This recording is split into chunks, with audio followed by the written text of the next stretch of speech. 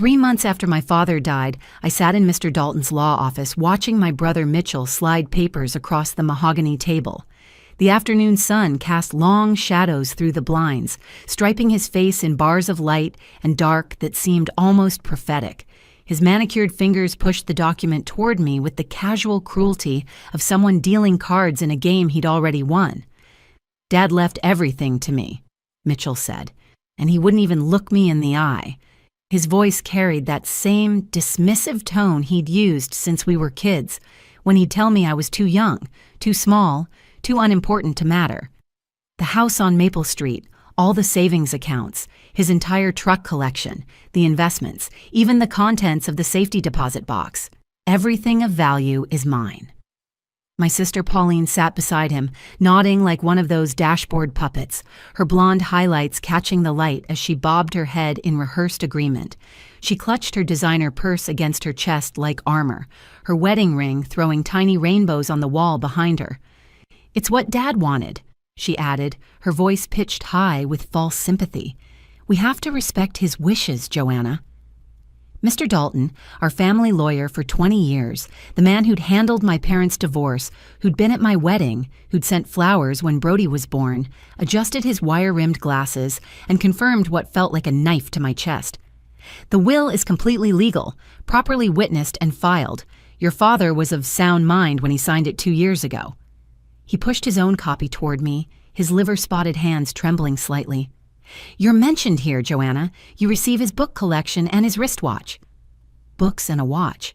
After everything I'd done, everything I'd sacrificed, I was worth exactly one shelf of old novels and a timepiece that didn't even work properly. But 3 weeks later, my 7-year-old son, Brody, would make an innocent discovery that would shatter their carefully constructed lies.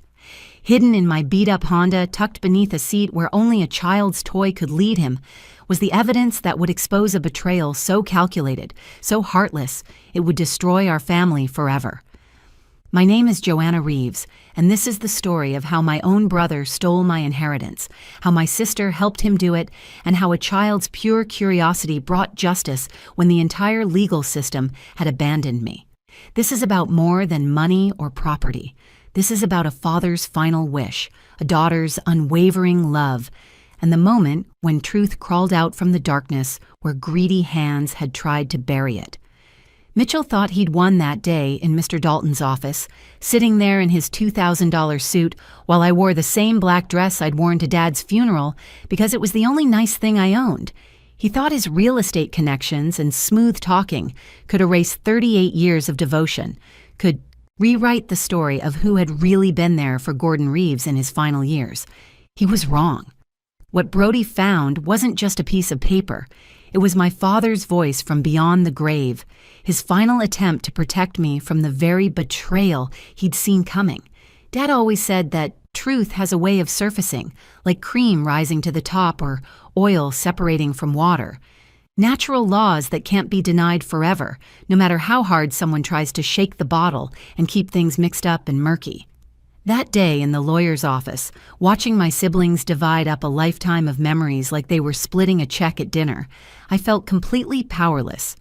I was a single mother, a public school teacher living paycheck to paycheck, fighting people who had resources I could never match. But I had something they'd never understand, something Dad had seen in me that he'd never seen in them. I had the kind of love that doesn't calculate its worth in dollar signs, the kind that shows up every Tuesday with groceries, every Friday with homemade soup, every Sunday with nothing but time and presence. And I had Brody, my beautiful, curious boy who loved dinosaurs and adventure, who had his grandfather's eyes and his grandfather's way of finding exactly what needed to be found at exactly the right moment. This is our story. And it starts with the ending they'd written for me, the one where I disappear quietly into the background, grateful for my books and broken watch. They should have known better. They should have remembered that I was Gordon Reeves' daughter, and he'd raised me to fight for what's right, even when the whole world tells you you've already lost. I had always been the dependable middle child, the one who never needed attention, never caused problems, never asked for more than what was offered. While Mitchell built his real estate empire and Pauline married into suburban prosperity, I became a third-grade teacher at Harrison Elementary, where my biggest victories were measured in reading levels improved and multiplication tables mastered. My apartment was small, just 2 bedrooms on the second floor of a building that had seen better decades.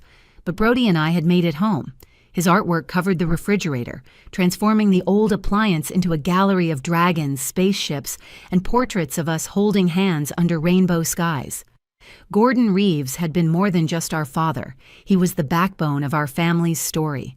After 40 years at Youngstown Steel, his hands bore the permanent stains of honest work, fingers that could fix any engine but struggled with the tiny buttons on his new cell phone. When Mom died from cancer the summer I turned 12, Dad became everything to us. He learned to braid my hair by practicing on rope in the garage.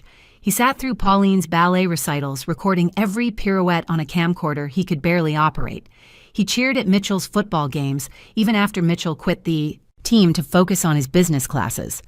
"Your mother would want me to keep us together," he'd say, serving us another dinner of slightly overcooked spaghetti and jarred sauce that he'd somehow made taste like love. "Family is what matters. Everything else is just noise." The irony wasn't lost on me now, remembering those words while thinking about what Mitchell had done. Every Tuesday for the past 5 years, I'd driven to Dad's house on Maple Street with Brody in tow. The white colonial with green shutters had been our fortress growing up, and Dad maintained it like a ship's captain caring for his vessel.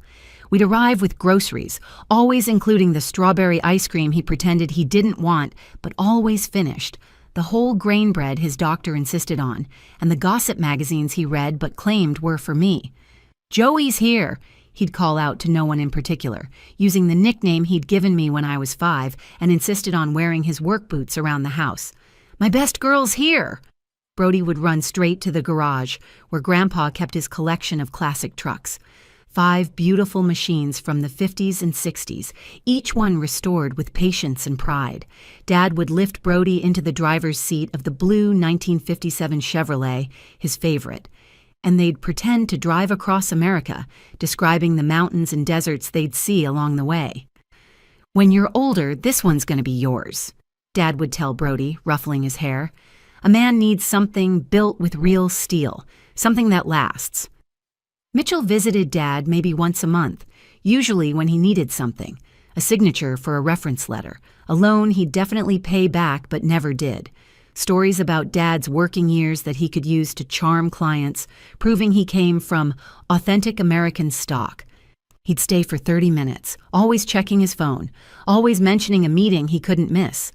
Pauline came by for holidays and birthdays, perfectly coordinated visits with her husband Derek and their 2 kids. She'd bring elaborate casseroles and disposable pans, making sure Dad knew she couldn't stay to eat with him because the kids had practice, recitals, play dates.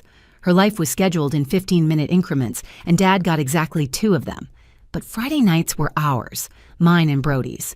We'd bring pizza from Tony's, the place Dad had been going to since 1978, and watch old Western movies on his ancient television that he refused to replace. "Nothing wrong with it," he'd insist. "Pictures clear enough to see John Wayne save the day."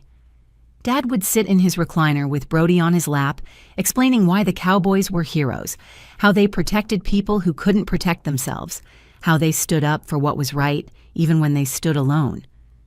"That's what real strength is," he'd tell my son, his voice grave with importance. "Not the gun or the horse or the badge. It's knowing what's right and doing it anyway." 2 weeks before Dad died, something was different. He seemed nervous, checking the windows more often, asking me to double-check that I'd locked my car. During our grocery run, he insisted on sitting in the back seat with Brody instead of riding shotgun like always. "My back's acting up," he explained, but I'd seen him lift a bag of mulch that morning without wincing. He held my hand longer when we said goodbye that night, his grip still strong despite the arthritis. "Joey, you've been my rock," he said, his eyes wet with something more than age. "Don't ever forget that. You're the one who really saw me, who really knew me. The others, they love me, sure, but you're the one who showed up. That matters more than you know." I thought it was just Dad getting sentimental, the way people do when they feel time running short. I had no idea he was trying to tell me something bigger, trying to warn me about what was coming. Looking back now, I wonder if he knew Mitchell had been circling like a vulture, if he sensed the danger but couldn't quite name it. The call came 3 days later at 5:47 a.m. Mitchell's voice, oddly composed. "Dad's gone, Joanna, passed in his sleep. I'm handling everything." The nightmare began at the funeral. Mitchell had taken charge of every detail before I'd even processed that Dad was gone. By the time I arrived at the house that morning, still in my pajamas with Brody clinging to my hand, Mitchell was already there in a press suit, directing movers who were covering furniture with sheets. "Just protecting Dad's things," he said when I asked what was happening. "We need to preserve the estate's value." The locksmith arrived while I was standing in Dad's kitchen, holding his coffee mug, the one with "World's Greatest Grandpa" painted in Brody's kindergarten handwriting. "What's he doing here?" I asked Mitchell, who was sorting through Dad's mail like he owned the place. "Security upgrade," Mitchell replied without looking up. "Can't be too careful. I'll make sure you get a copy of the new key." I never got that key. The funeral felt like Mitchell's business presentation.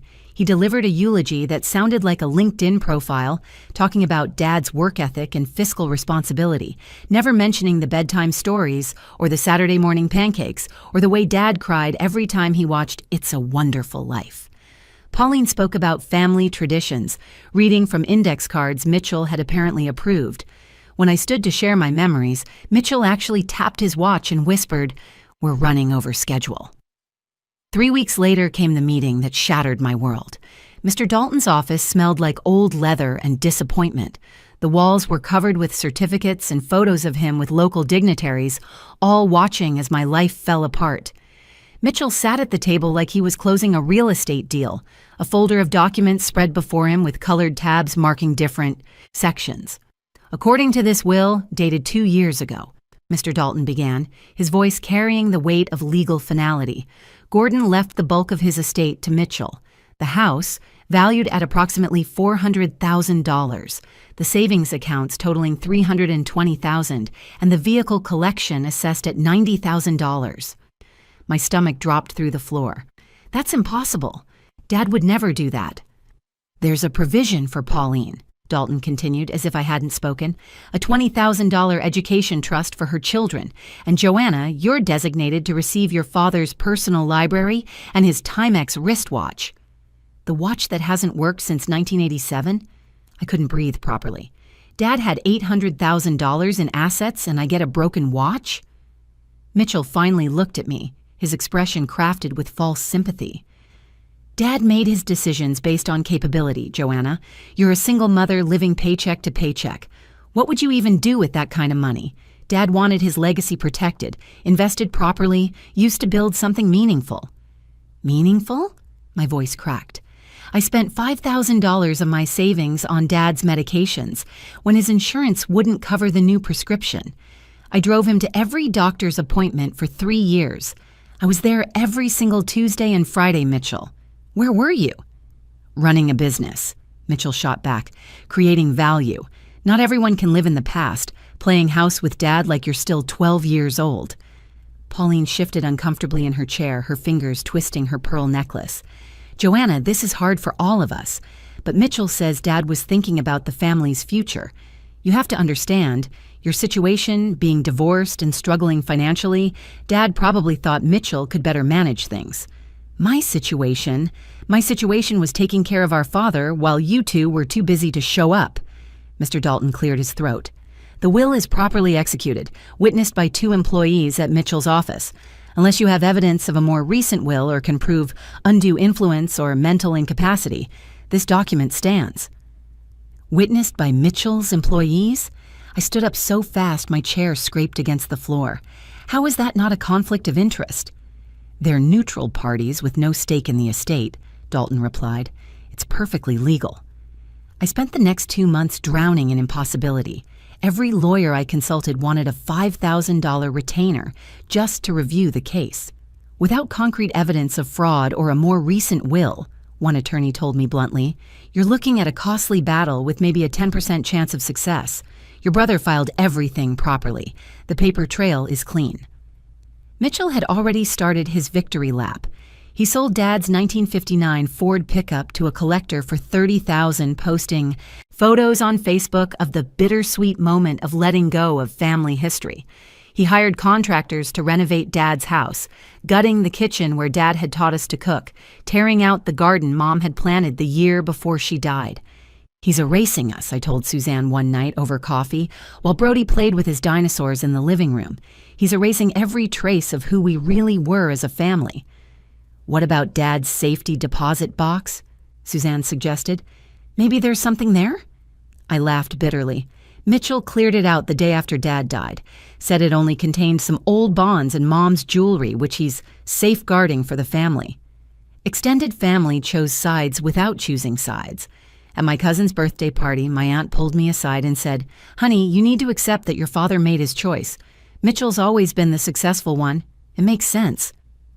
Even my uncle, who'd borrowed money from Dad twice and never paid it back, shrugged and said, "That's how these things go. The rich get richer." The isolation was suffocating. Pauline called weekly with her rehearsed concern. "You need to think about Brody," she'd say. "This anger isn't healthy. Mitchell's offered to set up a college fund for him if you just accept things and move forward. With Dad's money, that should have been mine anyway? You're being irrational, Joanna. This is why Dad made the choice he made." I started working double shifts, tutoring kids after school for extra cash. Brody needed dental work that insurance only partially covered. The car needed new tires. The rent was going up. Every expense felt like drowning in inches, and all the while Mitchell was posting pictures of his renovations, transforming Dad's simple, perfect home into something that looked like a magazine spread. 3 months after the funeral, I had reached the edge of surrender. The alarm clock at 5:30 a.m. had become my enemy, dragging me into another day of pretending everything was fine in front of 28 third graders while my world crumbled. I'd started applying for weekend jobs at Target, the grocery store, anywhere that would take a tired teacher who needed extra shifts. The exhaustion was bone deep, the kind that sleep couldn't fix because it lived in my soul, not my body. That Saturday morning was unseasonably warm for March, and Brody had been bouncing off the walls since sunrise. "Mommy, can I play in your car while you clean? I promise I'll be careful. I want to play Dinosaur Expedition."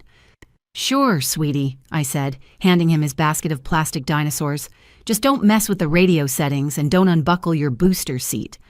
I watched him race outside in his Superman pajamas, his hair still sticking up from sleep. The apartment needed deep cleaning, the kind I'd been postponing for weeks. I started with the kitchen, scrubbing grease from behind the stove, trying to lose myself in the simple satisfaction of making something clean. 20 minutes later, Brody burst through the door like he'd discovered gold, his face flushed with excitement. "Mommy, Mommy, I found treasure, real actual treasure." He was waving a manila envelope over his head, dusty and slightly yellowed. "What is that, baby?" I asked, peeling off my rubber gloves. My T-Rex fell under the seat way in the back, behind where you never look, and when I was trying to reach him, I found this. It was stuck under there with some old French fries and a hair tie. "Look, it has your name in big letters." The envelope felt strange in my hands, familiar yet foreign. My name was written across it in Dad's distinctive handwriting, the way he made his J's with an extra flourish. My heart started hammering before my brain caught up with what I was seeing. Inside was a thick document, professionally bound with a cover page that made me sink to my knees right there on the kitchen floor. Last Will and Testament of Gordon James Reeves, dated 3 days before his death. "Mommy, are you okay? Why are you crying?" Brody climbed into my lap, his small hands patting my face. I read through tears, each word a revelation. The will left the house to me specifically with a detailed explanation. To my daughter, Joanna Marie Reeves, who has been my caretaker, my comfort, and my true family when I needed it most. She turned down promotions to stay close, spent her savings on my care, and never once complained. This house belongs to her because she made it a home. Mitchell and Pauline were each to receive $50,000, generous but nowhere near what Mitchell had claimed. The rest of the estate was to be divided equally among all 3 children, with a special provision that Brody would receive the 1957 Chevrolet when he turned 18, because a promise to my grandson is sacred. But it was the handwritten note clipped to the back that broke me completely. Dad's shaky handwriting, probably one of the last things he ever wrote. "Joey, I'm leaving this with you for safekeeping. Mitchell has been pressuring me about money, showing up with papers to sign, bringing strangers he calls estate planners. I don't trust him anymore. I see something in his eyes that reminds me of my brother Carl, the one who tried to steal the farm when Grandpa died. File this after I'm gone. Don't let them bully you. You were the only one who loved me without a price tag. All my love forever, Dad. P.S. check under the driver's seat. Tuesday's grocery trip. You'll understand." I called Suzanne immediately, barely able to get the words out. "He hid it in my car during that last grocery run. Remember I told you he insisted on sitting in the back? He must have slipped it under the seat when Brody and I went into the store for his prescription. Joanna, this changes everything. You need a lawyer, not Dalton, someone who will actually fight for you." I spent the weekend researching, finally finding Ramona Hensley, an estate attorney from the city with a reputation for taking down corrupt executors. Her office was nothing like Dalton's old boys' club atmosphere, clean, modern, with pictures of her own family and a sign that read, "Justice is truth in action." She reviewed the will while I sat clutching Brody's hand. This is dated after the filed will, properly witnessed by 2 nurses at Riverside Medical Center. See here? Nurse Patricia Gomez and Nurse Daniel Kim. I know them both. They're beyond reproach. She looked up at me over her reading glasses. "Your brother never filed this will. In fact, he actively concealed it. That's criminal fraud. Can you prove it?" "Oh, honey." She smiled like a shark scenting blood. "I'm going to do more than prove it. We're going to expose everything. First, I need you to write down every detail you remember about your father's last days, every interaction with Mitchell, every strange thing that happened." We spent 4 hours building a timeline. Ms. Hensley subpoenaed everything: phone records, bank statements, security footage from neighbors, even the hardware store records showing when Mitchell bought the new locks. She found that Mitchell had accessed Dad's house at 6:15 a.m. the morning Dad died, a full hour before he called anyone. The neighbor's Ring doorbell showed him carrying out 3 boxes, loading them into his BMW. "We're not just fighting for your inheritance," Ms. Hensley explained, her fingers flying across her keyboard. "We're building a case for fraud, breach of fiduciary duty, and elder financial abuse. Your brother didn't just steal from you, he stole from a dying man who trusted him." She pulled up Mitchell's social media where he'd been foolish enough to brag. Posts about big changes coming dated 2 weeks before Dad's death. A photo of him at a marina, captioning it, "Soon to be mine," 3 days after Dad died. He was spending the money before he even had it, Ms. Hensley noted. That suggests premeditation. I thought about Dad's last words to me, how he'd held my hand and called me his rock. He'd known. Somehow, he'd known what Mitchell was planning and tried to protect me the only way he could, trusting that truth would find its way to light, even if he had to hide it in the darkest corner of my beat-up Honda. "We're going to get justice for your father," Ms. Hensley promised, "and for you." The courtroom was packed on that Thursday morning in June. Mitchell had arrived in his best suit, the charcoal one he wore to close million-dollar deals, flanked by 2 lawyers from Preston and Associates who charged more per hour than I made in a week. He still carried himself with that unshakable confidence, nodding to people he knew, acting like this was just another business meeting he'd dominate. Pauline sat behind him in the gallery, nervously clutching Derek's hand. She'd avoided my eyes when she walked in, but I caught her staring at Brody, who sat beside me in his only dress shirt, the one we'd bought at Goodwill for his school concert. Suzanne sat on my other side, her presence a steady anchor in the storm that was about to break. Judge Catherine Morrison presided, a woman known for her intolerance of legal manipulation. Miss Hensley had smiled when we learned she'd been assigned. "She grew up poor," she told me. "She knows what family theft looks like." The proceedings began with Mitchell's lawyers arguing that the filed will was valid and binding. "Your Honor, my client followed all proper procedures. The will was filed promptly, witnessed appropriately, and executed according to Georgia state law. This new document appearing months later is suspicious at best, fraudulent at worst." Ms. Hensley rose slowly, commanding the room's attention. Your Honor, we'll prove not only that this newer will is legitimate, but that Mitchell Reeves deliberately concealed it and committed fraud against his father's estate and his siblings. She presented the evidence methodically, building a wall of truth brick by brick. First, the will itself, authenticated by 3 separate handwriting experts. Then, the witnesses, both nurses who testified via video link. Mr. Reeves was completely lucid, Nurse Patricia Gomez stated firmly. He specifically said he needed to update his will because his son Mitchell was pressuring him. He said, "I want to make sure my daughter Joey gets what she deserves. She's the only one who sees me as a father, not a bank account." Nurse Daniel Kim confirmed the story. He asked us to witness it specifically because we had no connection to the family. He said he couldn't trust anyone his son Mitchell might know. But the real explosion came when Ms. Hensley introduced the subpoenaed evidence. Your Honor, I'd like to present text messages between Mitchell Reeves and his sister Pauline, dated the day after their father's death. On the courtroom screen, the messages appeared in damning clarity. Mitchell: "Found another will in Dad's desk. Already handled it. Stick to the story we discussed." Pauline: "Are you sure about this?" Mitchell: "Dad was old and confused. The first will is what he really wanted. This one was probably Joey manipulating him. We're protecting his real wishes." Pauline: "What did you do with it?" Mitchell: "Don't worry about it, it's gone." Pauline's gasp echoed through the courtroom. "He told me Dad had destroyed it himself," she cried out, standing up. "Mitchell, you said Dad tore it up in front of you." Judge Morrison banged her gavel. "Mrs. Crosby, you'll have your chance to speak." Ms. Hensley continued relentlessly. She showed security footage from the neighbor's camera of Mitchell at Dad's house the morning of his death, time-stamped at 6:15 a.m. "Mr. Reeves, you stated in your deposition that you arrived at 7:30 a.m. and immediately called 911. Can you explain this discrepancy?" Mitchell's lawyer objected, but the judge overruled him. "I went to check on him earlier," Mitchell stammered, his confidence cracking. "I was worried." "Yet you didn't call anyone for over an hour? What were you doing, Mr. Reeves?" The footage continued, showing Mitchell carrying out 3 boxes, one clearly labeled, "Important Documents in Dad's Handwriting." "I was securing the estate," Mitchell said, but his voice had lost its authority. Ms. Hensley pulled up Mitchell's bank records. "These show you deposited 2 bonds worth $30,000 total the day after your father's death. Bonds that were supposed to be in the safety deposit box you claimed only contained old jewelry.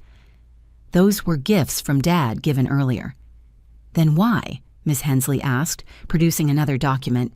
"Do we have a receipt from the bank showing you accessed the safety deposit box that same morning before you called anyone about your father's death?" The courtroom was dead silent. Mitchell's lawyers whispered frantically among themselves. Ms. Hensley delivered the final blow. "Your Honor, I'd like to call Pauline Crosby to the stand." Pauline looked terrified as she was sworn in. Under questioning, she crumbled completely. "Mitchell called me the night Dad died," she admitted, tears streaming down her face. "Before he called Joanna, he said Dad had made a mistake with a newer will, that Joanna had manipulated him when he was weak. He said if we didn't protect Dad's legacy, Joanna would waste it all, that Brody would suffer. I believed him because Mitchell always seemed to know better. He's always been the successful one." "Did you know he had physical possession of the newer will?" Ms. Hensley asked. "Not at first, but later he admitted he'd found it and destroyed it. He said it was for the family's own good, that Dad wasn't thinking clearly at the end." Mitchell jumped to his feet. "She doesn't know what she's saying. Pauline, stop talking." Judge Morrison's voice cut through the chaos like a blade. "Mr. Reeves, sit down or I'll have you removed." When order was restored, Ms. Hensley presented her closing argument. "Your Honor, the evidence is overwhelming. Mitchell Reeves not only concealed a valid will, he destroyed evidence, committed fraud, and stole from his father's estate. He betrayed his father's dying wishes and robbed his sister of her rightful inheritance." Mitchell's lawyers tried to argue procedural issues, technicalities, anything to muddy the waters. But the damage was done. Mitchell himself made one last desperate attempt, taking the stand against his lawyer's advice. "I was protecting my father's legacy," he shouted, all composure gone. Joanna can barely manage her own finances. She lives in a tiny apartment, shops at thrift stores, drives a car that's falling apart. Dad's money would have been gone in 2 years. I'm the one who knows how to build wealth, how to invest, how to make something meaningful from what Dad left." "So you admit you knew about the second will?" Ms. Hensley asked calmly. Silence that followed was deafening. Judge Morrison's ruling was swift and devastating. The newer will was validated as Gordon Reeves's true last testament. Mitchell was ordered to return all assets immediately, plus damages for fraud totaling an additional $100,000. She referred the case to the district attorney for potential criminal prosecution. "Mr. Reeves," the judge said, looking directly at Mitchell, "you've perverted the sacred trust between a father and his children. You stole not just money, but your sister's right to her father's love, made manifest in his final wishes. This court finds your actions reprehensible." As we left the courthouse, Mitchell couldn't even look at me. His lawyers hustled him away, but I heard him mutter to one of them, "I was the successful one. It should have been mine." Pauline approached me tentatively, mascara streaking her cheeks. "Joanna, I'm so sorry. I didn't know about the second will, I swear. When Mitchell told me later, I thought he was protecting us all. Can you ever forgive me?" I looked at my sister, really looked at her for the first time in years. She seemed smaller somehow, diminished by the weight of Mitchell's lies. "We'll see," I said honestly. "Trust isn't rebuilt overnight." 6 months later, I stood in Dad's kitchen, now legally mine, teaching Brody how to make the spaghetti sauce Dad had perfected through years of trial and error. The recipe was written on an index card in Mom's handwriting, splattered with decades of tomato stains, each one a memory of family dinners when we were still whole. Brody stood on the same step stool I'd used as a child, carefully stirring the pot with the wooden spoon Dad had carved himself during his first year at the steel factory. "Grandpa said you have to stir it with love," Brody announced seriously, making figure eights in the bubbling sauce. "He said that's the secret ingredient nobody can buy." We hadn't sold the house. Despite the financial advisors suggesting we could get top dollar in this market, I couldn't imagine another family living within these walls that held our entire history. Instead, Brody and I moved in, bringing new life to rooms that had been silent since Dad's death. His dinosaur collection now lived in the same bedroom where Mitchell had once plotted his business empires, and my teaching supplies filled the den where Dad had watched his westerns. I kept my teaching job at Harrison Elementary. The inheritance was more than enough to live comfortably forever. But those 28 third graders needed me, and I needed them.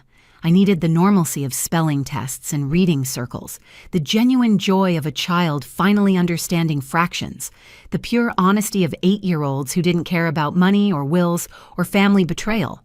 The inheritance went into careful investments, college funds for Brody, and a scholarship program I established in Dad's name for local kids whose parents worked at the steel factory. Mitchell's empire crumbled faster than anyone expected. Word spread through the business community about what he'd done, and real estate is built on trust. Clients pulled their listings, partners backed out of deals, and within 4 months, he'd closed his office. The last I heard, he'd moved to Arizona, working for someone else's real estate firm, starting over in a place where the Reeves name meant nothing. He sent one email, brief and inadequate. "I'm sorry for everything. I convinced myself I was doing the right thing. I was wrong." I read it to Brody, who was playing with his trucks in the garage. "Do you forgive Uncle Mitchell, Mom?" Forgiveness isn't always about the other person, baby. Sometimes it's about not carrying poison in your own heart. I forgive him so I can be free, but that doesn't mean he gets to be part of our lives. Pauline's journey back was slower, more complicated. She started coming by on Sundays, bringing her kids, but leaving Derek at home. We'd cook Dad's recipes together, and slowly, carefully, we began to rebuild. She'd entered therapy, finally confronting her lifelong pattern of following Mitchell's lead, of believing that his success made him right about everything. "I was so afraid of being poor again," she admitted one afternoon, watching our kids play in the backyard where we'd once built fairy houses from twigs and leaves. "Remember after Mom died, how Dad struggled? Mitchell always said he'd make sure we never went through that again. I thought that meant he knew better than everyone else." "Being poor isn't the worst thing that can happen to a family," I told her. "Being broken is." Mr. Dalton lost his license after the investigation revealed he'd helped Mitchell backdate documents and had received a kickback for his cooperation. His 40-year career ended in disgrace, his office shuttered, his reputation destroyed. Ms. Hensley, meanwhile, became a family friend, joining us for Thanksgiving dinner where she made Brody laugh with stories about judges and justice. "You know what you did was brilliant," she told me privately while we cleared dishes. "Hiding that will in your car. Your father was a smart man." "I don't think he meant to hide it there specifically," I said, remembering Dad's nervous energy that last day. "I think he just knew he needed to get it to me somehow, and that was his only chance. He trusted that somehow it would be found when it needed to be." The trucks remained in the garage, all 5 of them, gleaming testimonies to Dad's patience and skill. True to the will, the 1957 Chevrolet was being held in trust for Brody's 18th birthday. Sometimes I'd find him sitting in the driver's seat, hands on the wheel, talking to the air as if Grandpa was right beside him. "I told Grandpa about my spelling test," he informed me one evening, and about how Tommy Marsh was being mean to the new kid. "So I sat with him at lunch like Grandpa would have wanted." "That's exactly what Grandpa would have wanted," I agreed, tears pricking my eyes. On the first anniversary of Dad's death, we held a memorial dinner. Pauline came with her family, Suzanne brought her mother, and even some of Dad's old co-workers from the factory showed up. We told stories that would never make it into any will or legal document, the real inheritance Dad had left us, how he'd driven 6 hours to bring me soup when I had the flu in college, how he'd learned to French braid for Pauline's prom, how he'd sat through Mitchell's entire business plan presentation even though he didn't understand half the terms, just because he wanted to support his son. "Gordon Reeves wasn't rich in the way banks measure," said Harold, Dad's friend from the factory, raising his beer, "but he was the wealthiest man I knew in the ways that matter." That night, after everyone had gone home and Brody was asleep, I sat on Dad's porch swing with the last will and testament, the one Brody had found. By the porch light, I read Dad's handwriting again, his explanation of why he'd chosen what he'd chosen. At the bottom, after all the legal language, he'd written one more line I hadn't noticed before in all the chaos. "The real treasure isn't what I leave you, it's what you've already given me. A life filled with love is the only success that matters." Mitchell had tried to steal money, property, things that could be counted and cataloged, but he'd never understood what Dad's real legacy was. It wasn't in bank accounts or classic trucks or even the house on Maple Street. It was in Brody's determination to stand up for the new kid. It was in Pauline's courage to finally speak truth. It was in my own refusal to let injustice win, even when the whole world seemed stacked against me. Some nights, when I'm cooking in Dad's kitchen or sitting in his chair, I can almost feel him there, nodding his approval. Not because I won the court case or secured the inheritance, but because I fought for what was right, because I didn't let bitterness poison me, because I'm raising Brody to understand that integrity is worth more than any inheritance. The house on Maple Street stands strong, filled with new memories built on the foundation of old ones. Every Tuesday, Brody and I still go grocery shopping, and he always insists on sitting in the back seat on the way home, like Grandpa did that one time. He doesn't know he's honoring the moment his grandfather secured our future. He just knows it feels right. Justice came from the most unexpected place, from a 7-year-old boy playing with dinosaurs, finding treasure in the darkness under a car seat. But maybe that's how truth works. It doesn't always arrive in dramatic confrontations or elaborate revelations. Sometimes it comes in the small hands of a child who still believes in good triumphing over evil, in the pure accident of play that becomes the key to everything. Dad was right about one thing above all. Family is what matters. Everything else is just noise. Mitchell heard the noise and thought it was music, but Brody and we heard the quiet truth underneath. The steady heartbeat of real love that doesn't calculate its worth in dollars and cents. That's the inheritance that can never be stolen, the will that needs no lawyers, the legacy that passes from heart to heart across generations. And in the end, that's the only wealth that matters. If this story touched your heart or reminded you of the importance of standing up for what's right, please take a moment to like this video and share it with someone who needs to hear it. Your support helps these important stories reach more people who might be facing their own family challenges. Don't forget to subscribe to our channel and hit the notification bell so you never miss a story. And I'd love to hear from you in the comments below. Have you ever had to stand up to family members over an inheritance? How did you find the strength to fight for what was right? Share your experiences, because your story might be exactly what someone else needs to hear today. Remember, truth has a way of surfacing, even from the darkest corners, even when all hope seems lost. Thank you for watching, and I'll see you in the next story.